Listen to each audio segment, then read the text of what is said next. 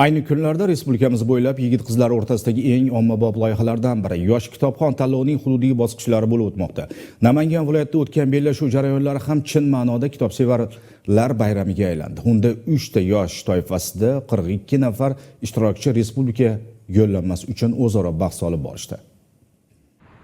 Yosh kitobxon tanlovi yoshlar o'rtasida kitobxonlik madaniyatini keng targ'ib etish, mutolaa orqali tafakkurni boyitish va bilimli avlodni tarbiyalashda muhim omil bo'lib xizmat qilmoqda. Tanlovning viloyat bosqichi Davlatobod tumanidagi Yangi O'zbekiston yoshlar ziyo maskanida bo'lib o'tdi.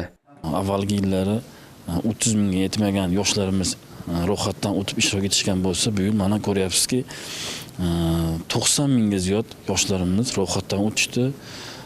Tuman bosqichida, sektor bosqichlarida yosh iste'dodli yoshlarimiz saralab olib, mana o'z viloyat bosqichida qariyb 42 ta yoshimiz 3 ta yosh toifasida ishtirok etishmoqda. Mahalla tuman bosqichlarida saralangan yoshlar badiiy asarlar bilimdoni hamda tezkor savol-javob shartlarida bellashdilar. Hakamlar hay'ati esa ularni belgilangan nizom asosida baholab bordi. Inson ma'naviyatini yuksaltirishga oid badiiy asarlar ruhiyatni kengaytirishga foyda beradi. 10, 14, 15, 19, 20, 30 yosh toifasida ilmli yoshlar o'z iqtidor va salohiyatlarini sinovdan o'tkazdilar. Dilafruz To'ychiyeva jisman imkoniyati cheklangan, ammo uning irodasi, sabr va matonati, qat'iyat bilan tanlovga jiddiy tayyorgarlik ko'rgani yakunda o'z samarasini berdi. U 20-30 yosh toifasida respublika yo'llanmasini qo'lga kiritdi.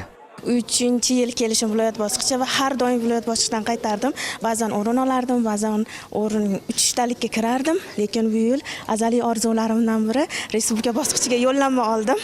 Albatta maqsadim bu yil Gullar shahri Namanganimga prezidentimizning sovg'asi elektromobil BYD'ni olib kelish. Tanlov so'ngida munosib qatnashgan har bir yoshga tashakkurnoma, diplom hamda esdalik sovg'alari topshirildi.